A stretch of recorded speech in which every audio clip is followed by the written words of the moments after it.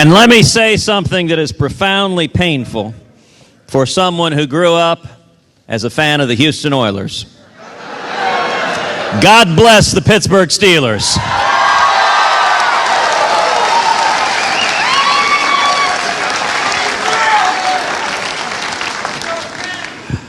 Loman, thank you for the terrific job you're doing leading our team here in Pennsylvania. And I want to thank each and every one of you, patriots, who are standing up today to fight for our country.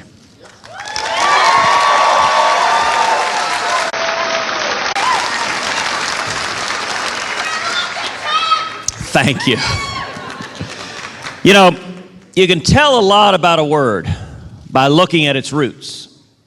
If you look at the roots of the word politics, there are two parts. Poly, meaning many, and ticks, meaning blood-sucking parasites.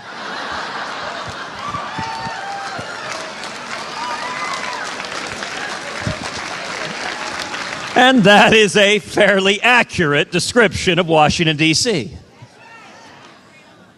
But you know, we're here this morning for something a lot more important than politics. We're here this morning because our country's in crisis. Because we're bankrupting our kids and grandkids. Because our constitutional rights are under assault.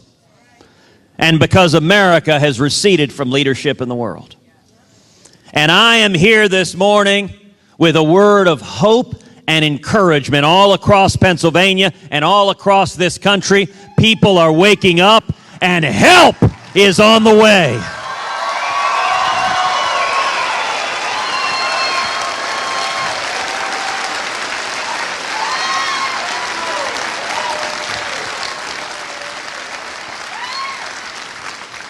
This next election is going to come down to three issues: jobs, freedom, and security. Let's start with jobs. I want to take a minute to talk to all the single moms who are here, who are working 2 and 3 part-time jobs, who've seen your hours forcibly reduced to 28, 29 hours a week because Obamacare kicks in at 30 hours a week. I want to talk to all the truck drivers, all the plumbers and mechanics, all the steel workers and union members, all the men and women with calluses on your hands, who've seen wages stagnating year after year after year. Cost of living keeps going up, yet somehow your paycheck doesn't seem to keep pace. I want to talk to all the young people who are coming out of school, student loans up to their eyeballs, scared. Can I get a job? What's my future hold? And you know, the mainstream media, they try to tell us this is the new normal. This is as good as it gets. Well, as the people of Pennsylvania know, that is an utter lie.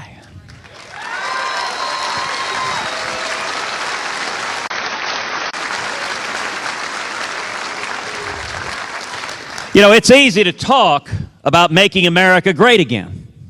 You can even print that on a baseball cap.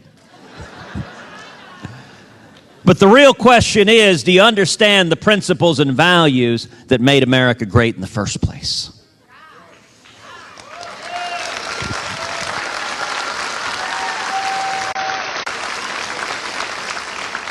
The heart of our economy isn't Washington, D.C.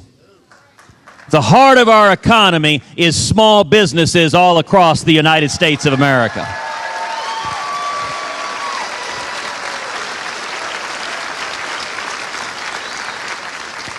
And if you want to unleash the economy, you lift the boot off the back of the necks of small businesses.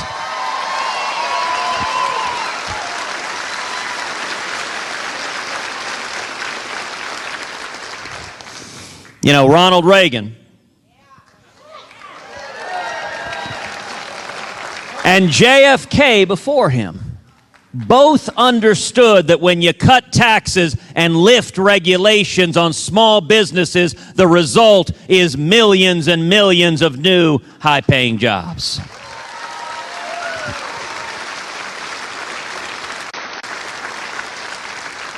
I intend to follow the very same path as JFK and Reagan.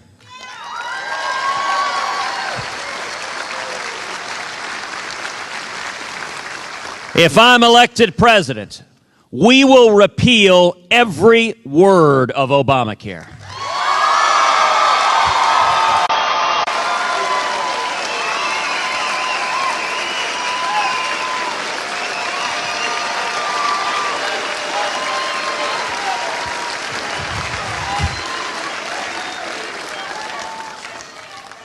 We're going to pass common sense health care reform that makes health insurance personal and portable and affordable and keeps government from getting in between us and our doctors.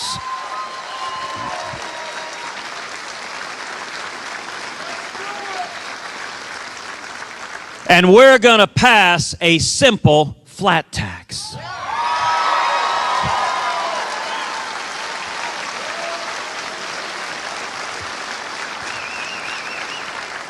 So that every one of us can fill out our taxes on a postcard.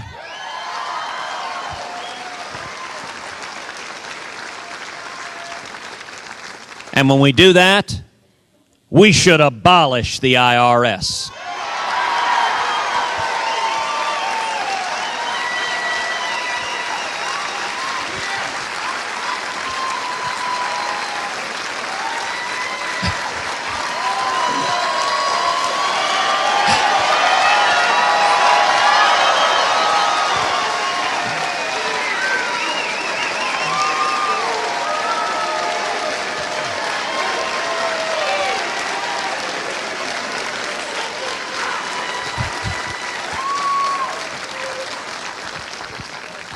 Now, apparently, the IRS is not too popular in Pittsburgh.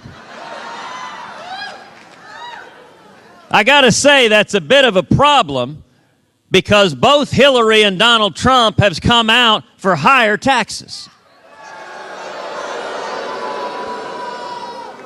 You know what? That's how we got in this mess to begin with.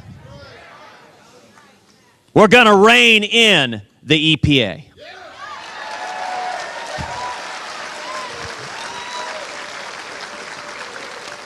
And the federal regulators who have descended like locusts on farmers and ranchers and small businesses, killing jobs all across this country.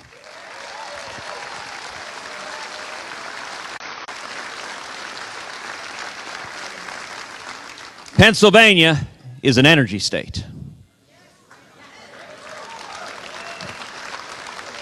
You know, being a Texan, I know a little bit about that. And you look back to 8 years ago when Barack Obama promised if he was president, he would bankrupt every coal-fired plant in America. It's amazing. That may be the only campaign promise Obama has actually come close to meeting. The war on coal from the Obama administration is wrong.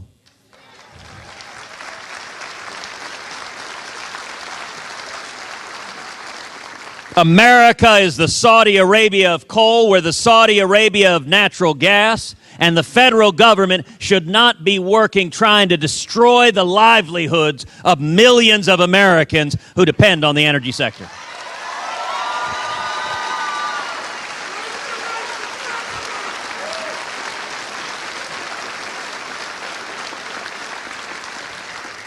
And energy is key to bringing manufacturing back to America, bringing the steel industry back to America. Low-cost energy means jobs.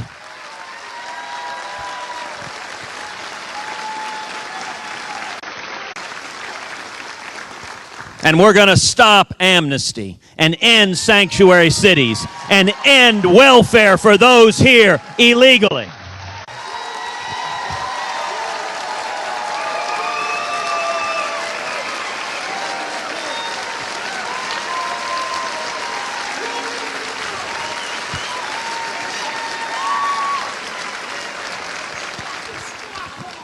And let me tell you what all that's going to produce. We're going to see millions and millions of new high-paying jobs. We're going to see jobs coming back from Mexico, coming back from China. We're going to see manufacturing jobs coming back to Pennsylvania. We're going to see wages rising once again. We're going to see young people coming out of school with 2, 3, 4, 5 job offers.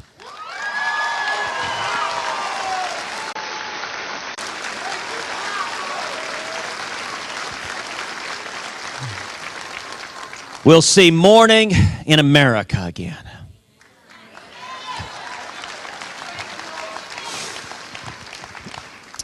The second thing this election's about is freedom.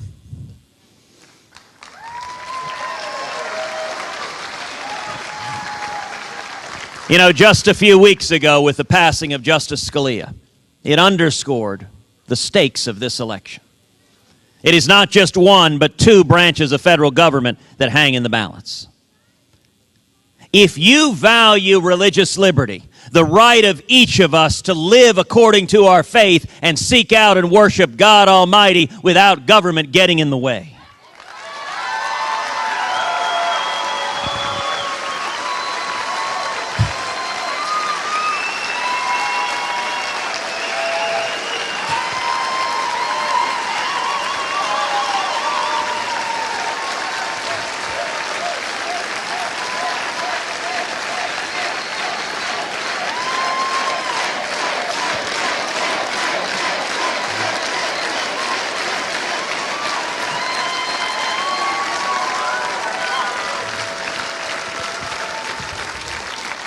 If you value the Second Amendment right to keep and bear arms,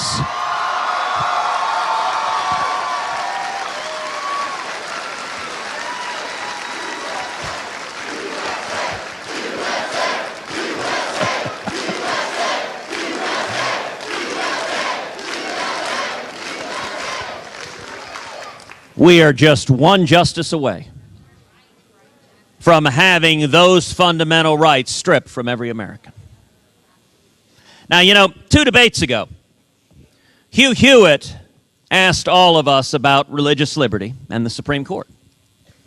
And Donald Trump turned to me and he said, "Ted, I've known a lot more politicians than you have." Well, in that, he is clearly correct. Donald Trump is a Washington insider who has been supporting liberal Democratic politicians for 40 years.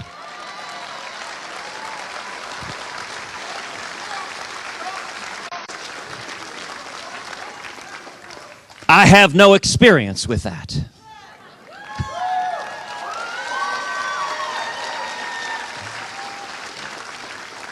And when Donald Trump was writing checks to Jimmy Carter over Ronald Reagan, I was still in grade school. But Donald continued. He said, "Ted, when it comes to religious liberty, when it comes to the Supreme Court, you got to learn to compromise." He said, "You got to learn to cut deals with the Democrats, to go along, to get along." Well, let me be very, very clear with the men and women of Pennsylvania. I will not compromise away your religious liberty.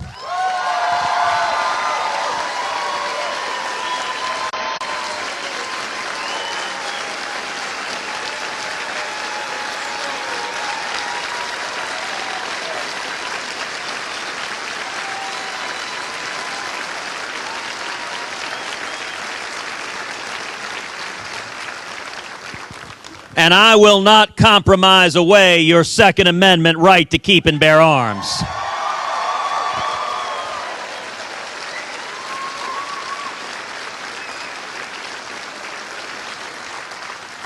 Now let me ask you, is anyone here frustrated with politicians who keep lying to us?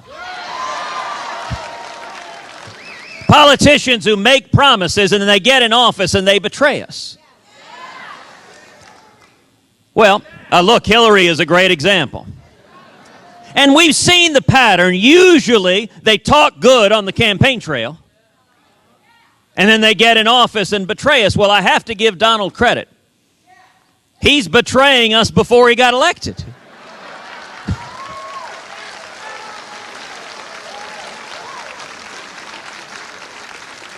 Two days ago, Donald Trump went on the Today Show, and he agreed with Hillary Clinton and Barack Obama that grown men should be allowed to use the little girl's restroom.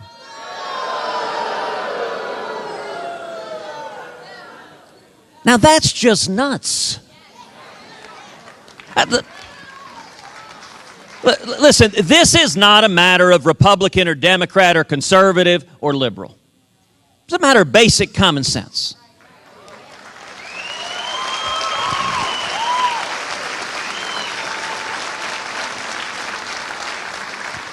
As the father of two young girls, I can tell you it doesn't make any sense at all to allow adult grown men, strangers, to be alone in a bathroom with little girls.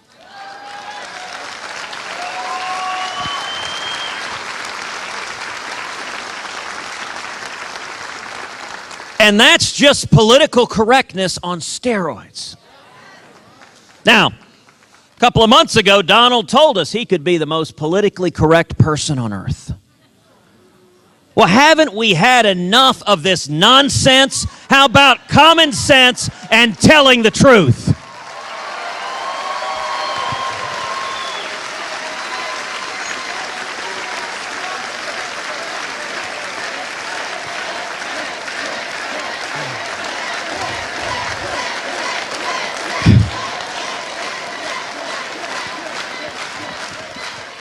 The third critical issue in this election is security.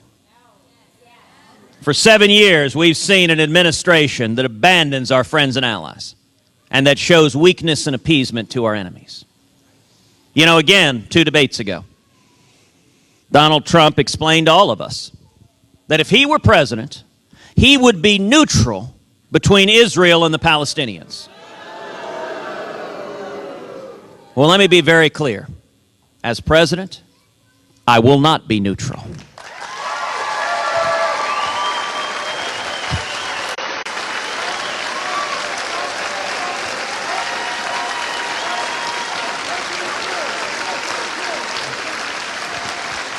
America will stand unapologetically with the nation of Israel.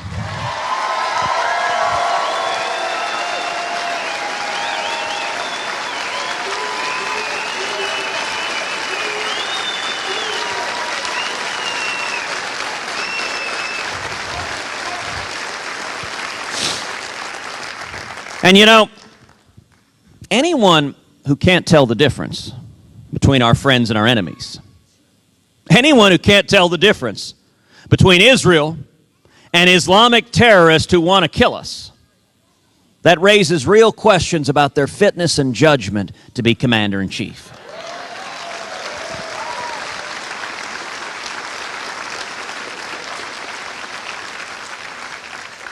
Over the last 7 years, we've seen our military weakened. We've seen readiness undermined. We've seen morale of our troops plummeting. And you know, as a nation, we've seen this before. We've seen another left-wing Democratic president, Jimmy Carter, weaken and undermine the military. And then in January 1981, Ronald Reagan came into office.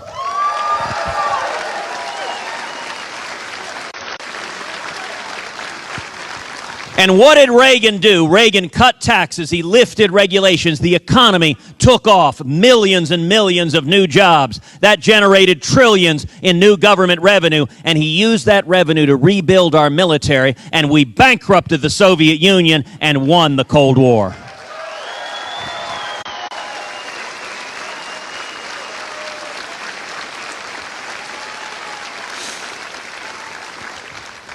I intend to do the exact same thing with radical Islamic terrorism.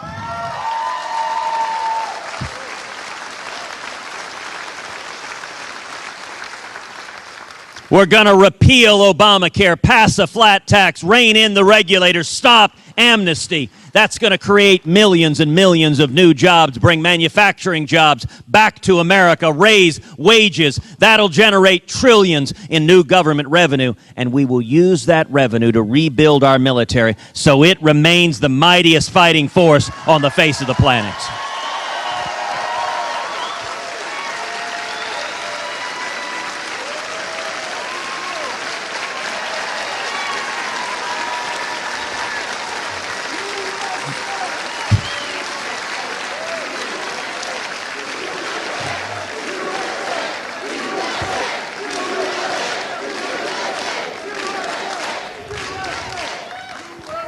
To ISIS and Al-Qaeda and Al-Nusra, to every jihadist on the face of the earth who has declared war on the United States of America, who intends to murder innocent Americans, a day of reckoning is coming.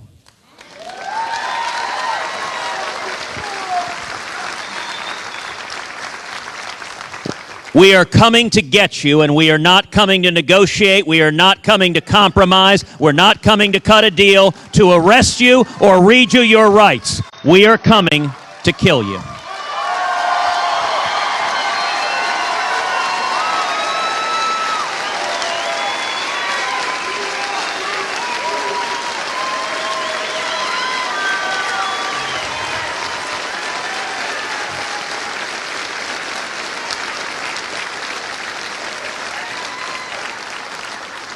You know, one of the saddest things we've seen over the last 7 years has been this president sending our fighting men and women into combat with rules of engagement so strict that their arms are tied behind their back, that they cannot fight, they cannot win, they cannot defeat the enemy.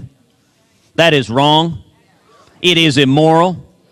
And mark my words, in January 2017, it will end.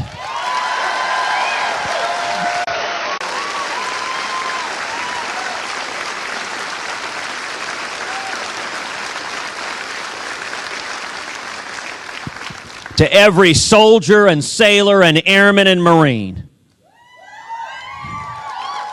and for that matter, to every police officer and firefighter and first responder.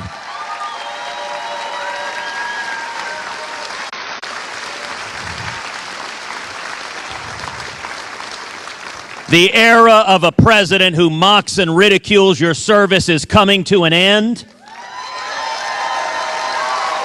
And you will once again have the thanks of a grateful nation and a commander-in-chief who's got your back.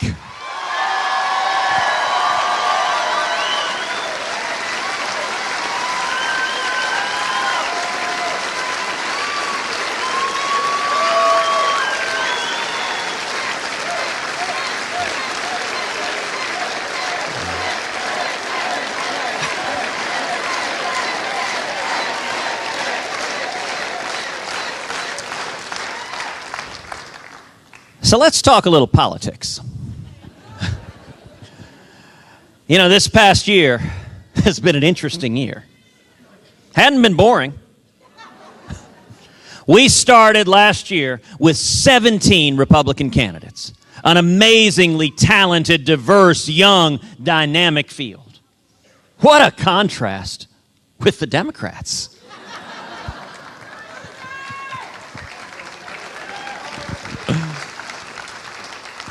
You know, the Democratic field consists of a wild-eyed socialist with ideas that are dangerous for America and the world, and Bernie Sanders.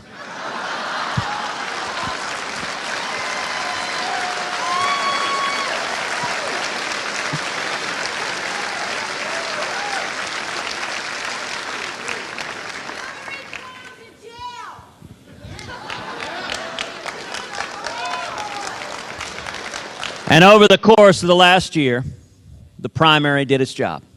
It narrowed the field. As we stand here today, there are two and only two people who have any plausible path to winning the Republican nomination: me and Donald Trump.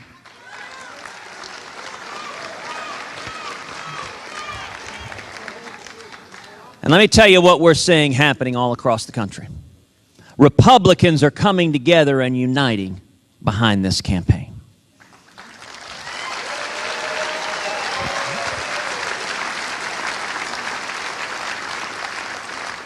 Nationwide, 65 to 70% of Republicans recognize that Donald Trump is not the best candidate to go head-to-head with Hillary Clinton.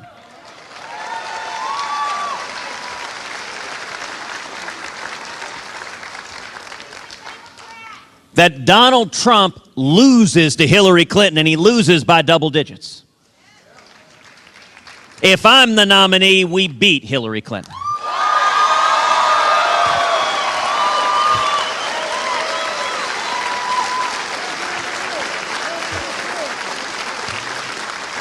You know, just a few weeks ago, there was a general election poll in Utah. Showed Hillary Clinton beating Donald Trump in Utah. Now, Utah may well be the brightest red state in the entire union. If the Republican candidate can't carry Utah, we are headed to a Walter Mondale level bloodbath. In contrast, head-to-head between me and Hillary Clinton, we are beating Hillary Clinton in key swing states.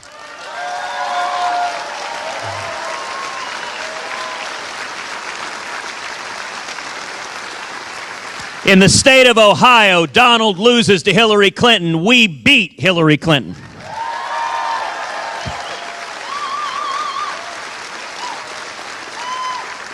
In the state of Iowa, Donald loses to Hillary Clinton. We beat Hillary Clinton.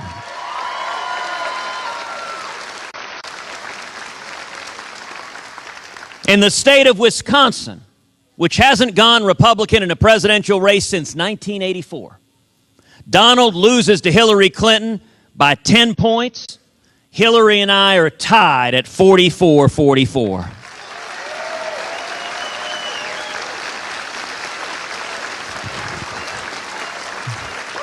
And here in Pennsylvania, another classic battleground, Donald loses to Hillary Clinton. Hillary and I are tied in the state of Pennsylvania.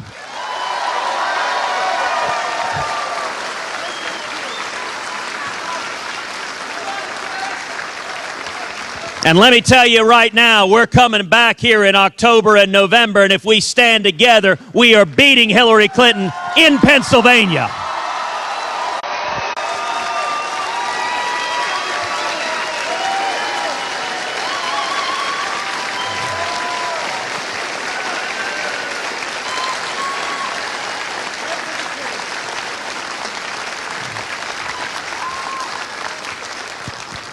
Now, you may have heard a couple of days ago, the state of New York voted.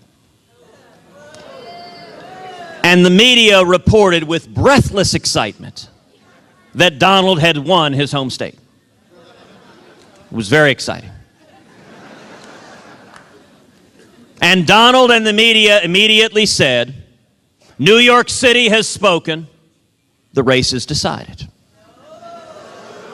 You know, it's interesting. I think Donald and the media believe Pennsylvania is a suburb of Manhattan. I've got a whole lot more faith in the men and women of Pennsylvania.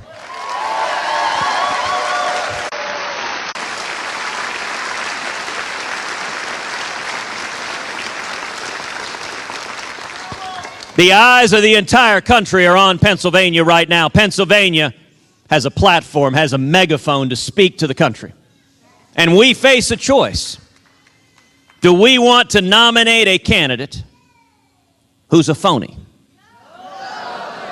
Who is telling us he's lying to us? Or do we want to get behind a strong, positive, optimistic, forward-looking, conservative campaign?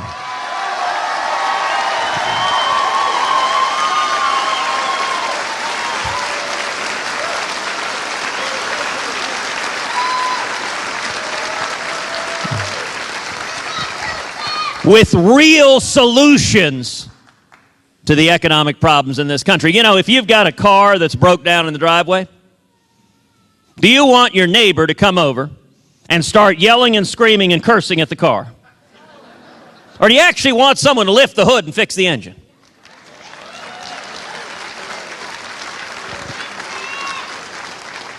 And we don't want to nominate a candidate who hands the general election to Hillary Clinton as a Christmas gift. Donald Trump may be the only person on the face of the planet that Hillary can beat. So I want to say to each of you on Tuesday, Tuesday is going to be a pivotal day. I want to ask every one of you to come out and vote for me 10 times.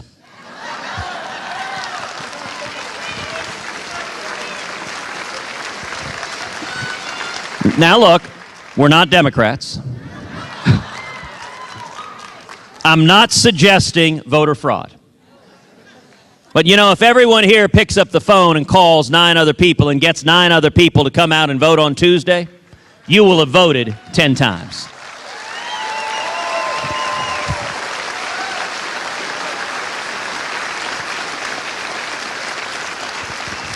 That's how we win. From the grassroots, from the people. If we stand together and unite. You know, it's amazing the unity we're seeing in the Republican Party. We started with 17 Republican candidates. Of those, 5 have endorsed this campaign.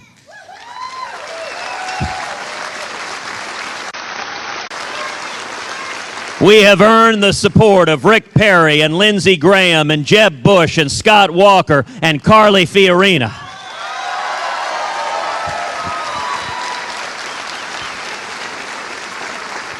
When you add to that mix Mike Lee and Glenn Beck and Mark Levin,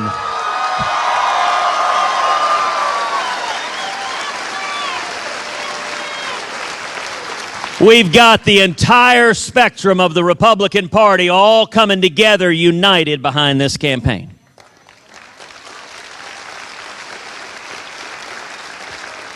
And if we stand united as one, we will win the Republican nomination. And if we stand united as one, we will win the general election and beat Hillary Clinton and turn this country around.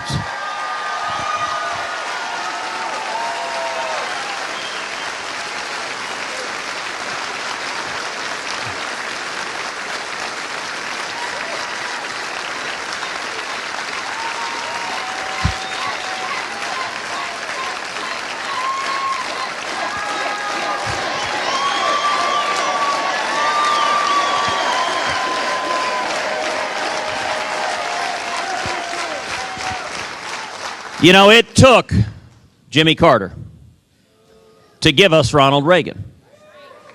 And I am convinced the most long-lasting legacy of Barack Obama is going to be a new generation of leaders in the Republican Party who stand and fight for liberty, who stand and fight for the Constitution, and who stand and fight for the Judeo-Christian values that built this great nation. Thank you, and God bless you.